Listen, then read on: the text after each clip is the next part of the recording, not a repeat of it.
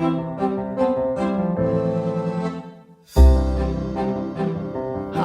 I'm Charlie Melcher, founder and director of the Future of Storytelling. Welcome back to the FoST podcast. Today I'll be speaking with renowned actor Neil Patrick Harris. But before I do so, I'd like to say how excited and appreciative I am to announce that we have a partner for today's episode. And not just any old partner. This is a perfect partner for us, PBS American Portrait. PBS American Portrait is a storytelling project which invites you to participate in a national conversation about what it means to be an American today. This PBS project highlights the values inherent to storytelling that we deeply appreciate and share at FoST, namely the ability for stories to connect us, to create empathy, and to engender a sense of community and belonging. We invite you to log on to pbs.org/American Portrait to add your story. It's a chance for you to share your life experience and to have your voice heard. And now, on to this week's conversation. Here at FoST, we believe that great innovation comes from the cross-pollination of disciplines, which is why at our yearly summit, you might find a novelist, a virtual reality developer, and a studio executive participating together in a dance workshop. Few embody this enthusiasm for multi-hyphenate creativity better than longtime FoST collaborator Neil Patrick Harris.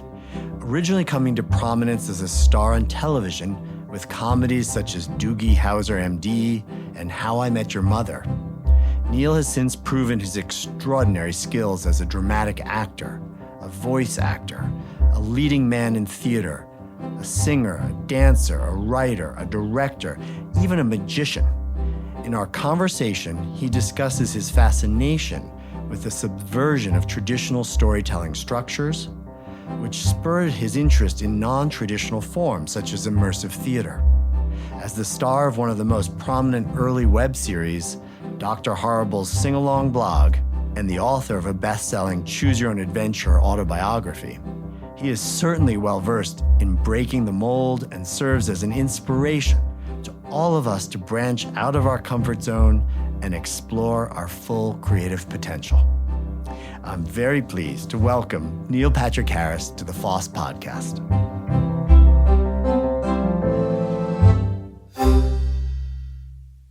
Neil, it's such a pleasure to be sitting down and talking with you. How have you been? I've been okay. These are such uncharted territories for everyone, right? That it's been kind of bonkers. I was supposed to have been in Berlin, Germany, making the Matrix 4 movie. We filmed in San Francisco, and then as they were transferring to Berlin, literally, I was supposed to fly out on a Saturday, I think. And then everything got stopped. So I could have been stuck in Berlin. I was supposed to have been filming this super kick-ass movie there, which is on hold, but not forever. I have this thing in my family that I get eye rolls from.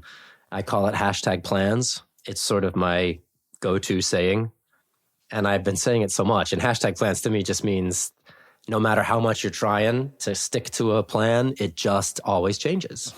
It's the beauty of immersive theater. It's the beauty of constants not being constant. And it's a pain in the ass. And at the same time, especially right now, the plan that you think you're going to have is not the plan that ends up happening. Weekly, daily, every hour is different. How are you doing? Well, I'm doing very well, all things considered. We also are out of the city right now, and we've been able to sort of shelter in place here in Connecticut. And so that's been a real blessing. I feel very blessed. So many people are dealing with so many incredibly difficult, scary, and hard things. And here I am with the great pleasure of getting to sit and have a conversation with you and to do good work and to be able to be busy and distracted. That's really been a tremendous gift. This is just so effing crazy, though, because when I start thinking about how many different communities, professional and personal, are being affected in unique ways. It is a rabbit hole that's really dark, because I just think about myself. Obviously, I'm an actor. And within that whole industry has been sort of on hold, yes, but everyone in sort of the film world is just waiting now. Then you think about the live theater world is decimated right now. The Tony Awards not happening. Broadway musicals that were 5 years in the making, not only postponed, never happening. Things that I just don't know how they'll recover, and I don't know how we'll get back to a stasis. I feel like we're now going to be looking back at these old times as the good old days when you didn't have to wear a mask to see a show. I don't know. I honestly don't know what it's going to mean. When you could go to an immersive theater show and find yourself 2 centimeters away from lip to lip with some actor. Yeah, that is a shockingly terrifying thing right now. And I don't know, even when this wave passes, how people are going to be able to be okay with that again. It's so twisted in so many ways. And I'm not saying this as a Debbie Downer situation, but I'm in trying to come up with solid footing about how to move forward, not only creatively, but just personally on a daily. Everything is going to change. Let's start there for a second, because here you were about to go to Berlin to be filming Matrix, and now you are in lockdown with your family, social distancing. How's it been just being with your kids all day, every day? Our kids are 9, twins, a boy and a girl. We're told to not teach as a teacher, but to parent as a parent, that let the teachers at school do the teaching. And then they come home and we don't need to be teaching them. We need to be parenting them. Not anymore, dude. Hashtag plans. We are now teaching them, which is complicated because I like to think of myself in many ways as a teacher. I love to be Kermit the Frog or P.T. Barnum, but now I'm teaching kids about division and Guyana and things, and I don't quite know how to do that. So I've had to become very selfless and apologetic in a lot of instances and let them know that I'm not so good at this, that I'm going to be failing a lot more probably than I am going to be succeeding. But within that comes new experiences, and within new experiences comes new stories to tell. Inevitably, it's going to change in so many ways that we didn't ever anticipate. And are you seeing, one thing that I've been seeing is just how creative people are and how the desire to express themselves, to connect with each other, to get out of their social distancing virtually has led to a whole flowering of new types of performances, new types of sharing and community and creativity. Have you been seeing some of that online? I have, and I honestly, it's an interesting thing to ask me, and I have to probably word myself pretty specifically because I'm not sure how I feel about most of it. It feels opportunistic in a way that annoys me.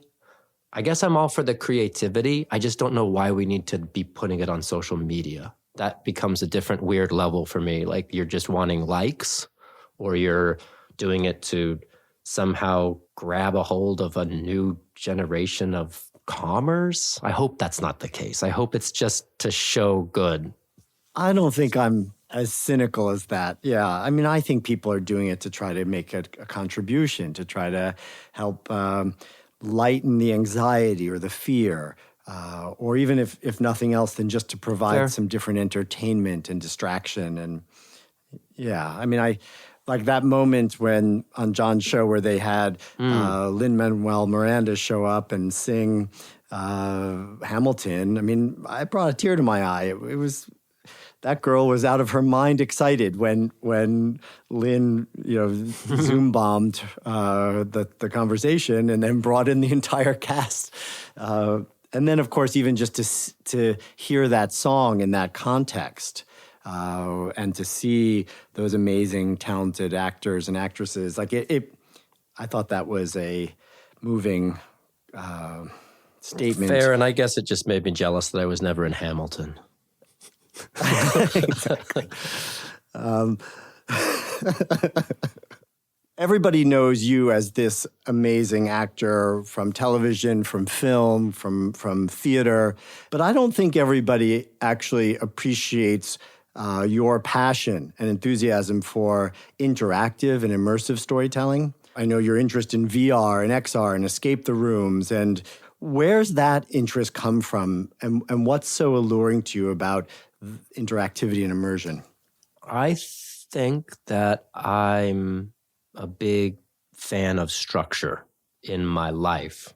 Because I spend a lot of time contemplating structure, I guess I'm most intrigued when someone can beat structure, can find a different way to do it. The Broadway stage is a big proscenium stage with big giant seats that are all in rows, and you see a show, and you can see all kinds of different shows, but you're sitting passively in a seat watching things in front of you.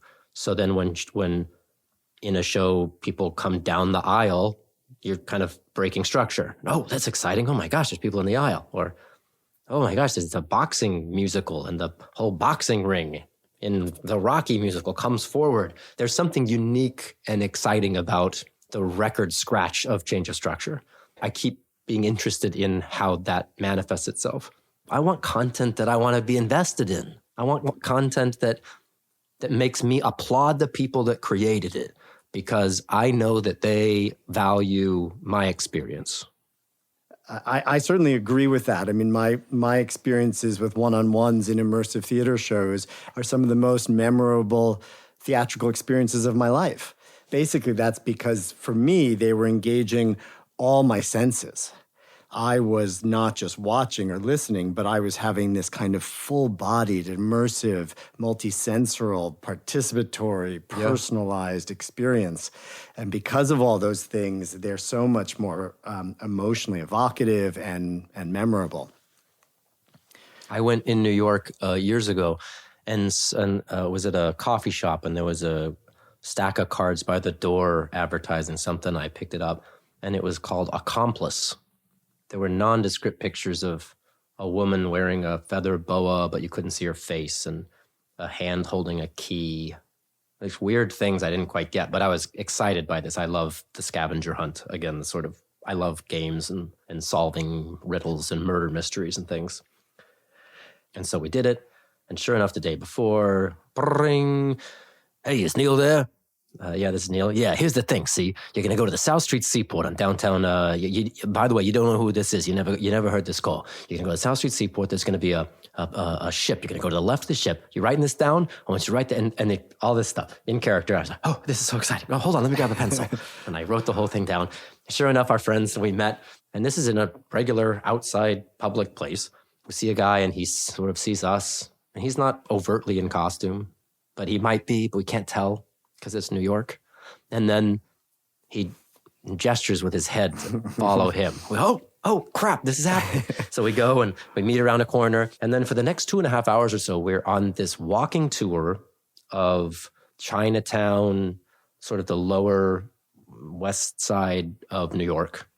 Also hidden amongst this real environment were actors who we had to interact with, and they looked like real people.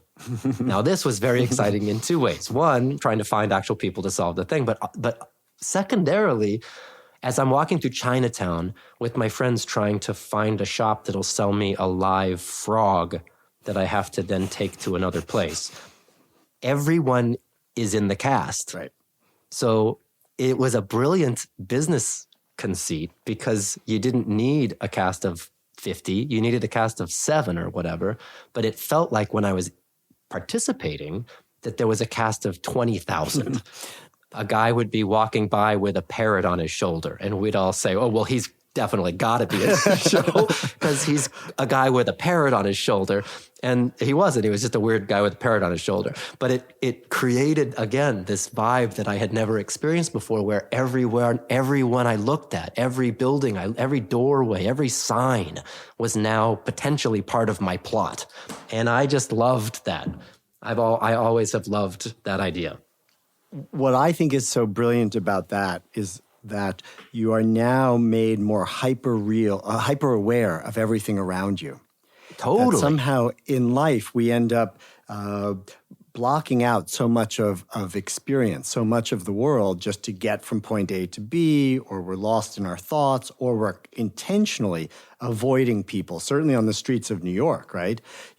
Sometimes, but I think that that's innate. That's human nature. I mean, we're filled with thoughts, and we have to become myopic and head to the single place that we're going while we're thinking about three other things, right? It's nearly impossible to exist on a much wider spectrum where we're looking around and taking in things and pondering and wondering. So when we get to be placed in a scenario where we are asked to do that, holy cow, all of these different ways of experiencing things through story in a more immersive way has probably fueled me to want to act in different ways. I feel like a career is made up of as many chapters of a big book as possible. And I want my bucket list to be overflowing with adventures and different experiences.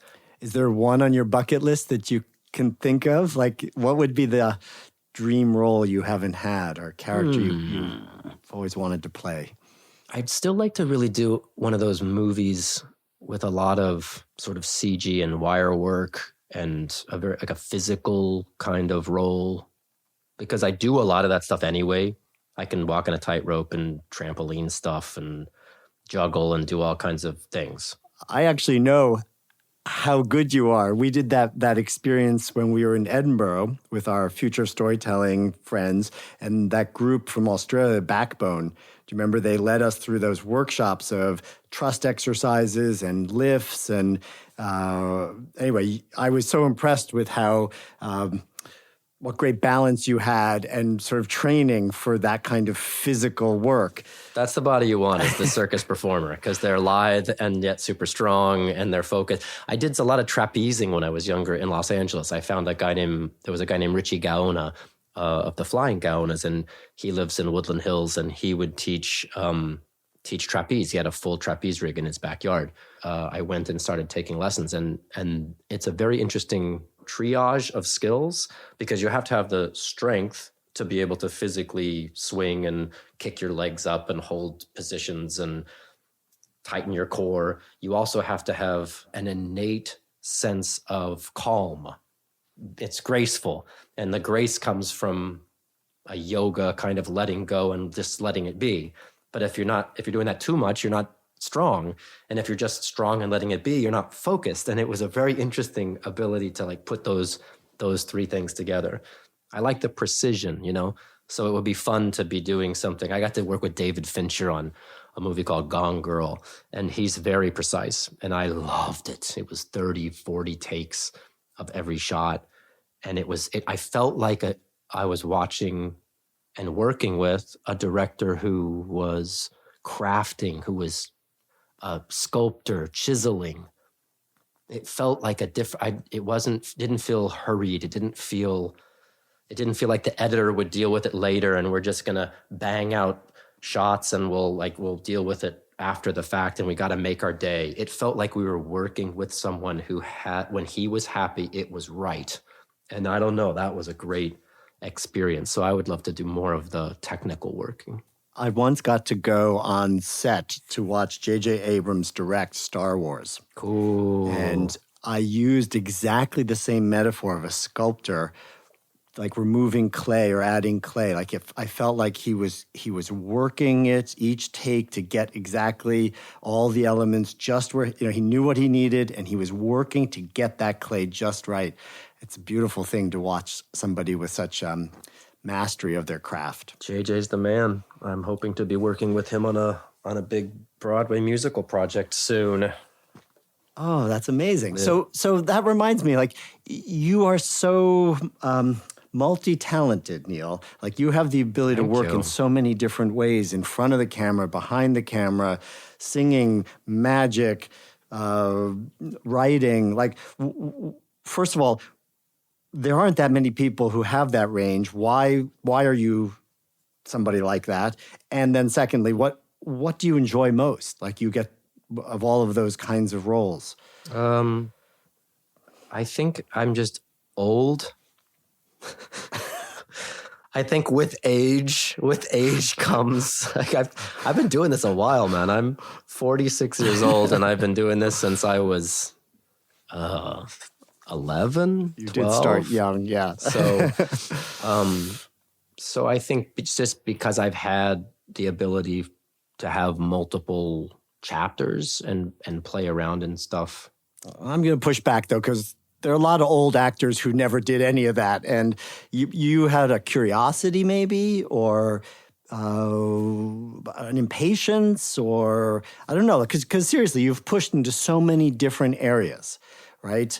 Most people don't. I don't know. I'm fascinated and I'm turned on by the process. And so I guess that would answer your question of why do I do so many things? Because I'll do a multi-camera sitcom and suck it dry and then think, wouldn't it be cool to do a small independent film? And then I'll do an independent film. Great. That was super fun too. What about writing something? What would that be like? And then I experienced that. So I'm enjoying that I'm getting to play in all these different sandboxes. I remember walking around Edinburgh when we went to see 4 or 5 shows a day.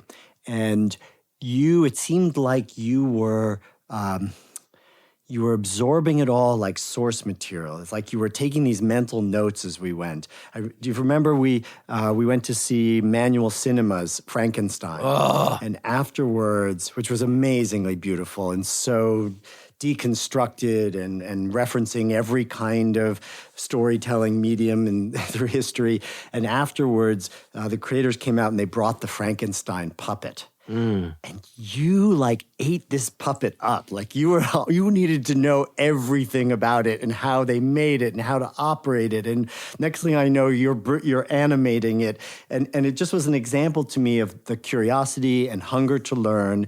And what I could see was you were making mental notes for something else you were going to do with it. Well, I appreciate you mentioning puppetry because I had not put that into this equation, which is I am so in awe and enamored by all of that.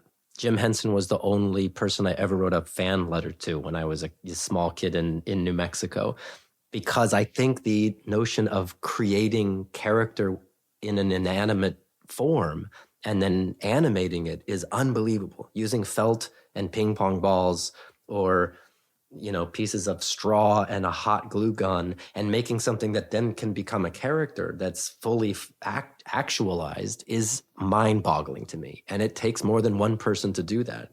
But I love it. Isn't that great? I mean, isn't that what we're doing this for? Is that you can sit and watch something and love it and be moved to tears by the story that they're showing, and then on a whole other level and simultaneously be in awe of how they did it.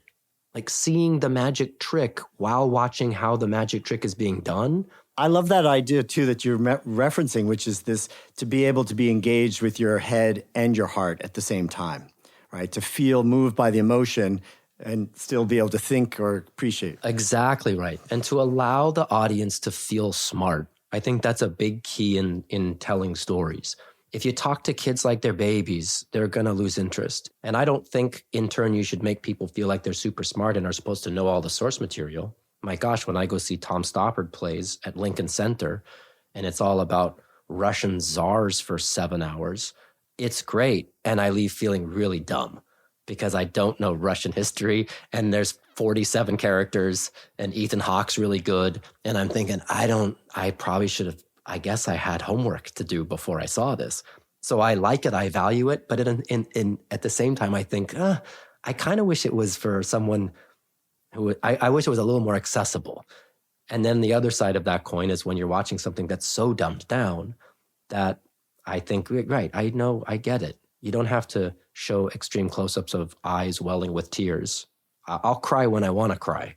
I'm always looking for those kinds of shows that let the audience really in. At Future Storytelling, curating around this idea that one of the big shifts of the 21st century was that we had technologies that were enabling people to be in the stories, right? To not be passive consumers of their stories, as we had been for so long since the invention of mass media, but that basically to be active participants in them, which takes us back to a kind of storytelling that goes to our roots, like an oral tradition or early musical traditions where everybody danced or everybody sang or everyone played an instrument. No one sat quietly, passively in rows and just listened to music. We all were part of the music, and the same with stories. And so, the excitement of things like immersive theater or XR, VR, AR, XR, was that they were enabling us now to have this embodied role. But I do share with you that fear that that's going to be set back now, at least the ones that are physically with physical proximity. Well, that's interesting because we started this discussion with me sort of lamenting about how I'm worried about how storytelling will maintain itself. But we finished this, and I think to myself, we are at an interesting thing. I'm curious to see what stories will come from the Zoom world that we live in. I mean, as filmmakers, as creators, because there's something weirdly Blair Witch about having a narrative where you have these little screens on a bigger screen. It's almost as if we are the editors of our own movie. Like I'm curious to see what filmmakers, what the J.J. Abrams are going to come up with in the short term, because we need content. You can't go to circuses right now.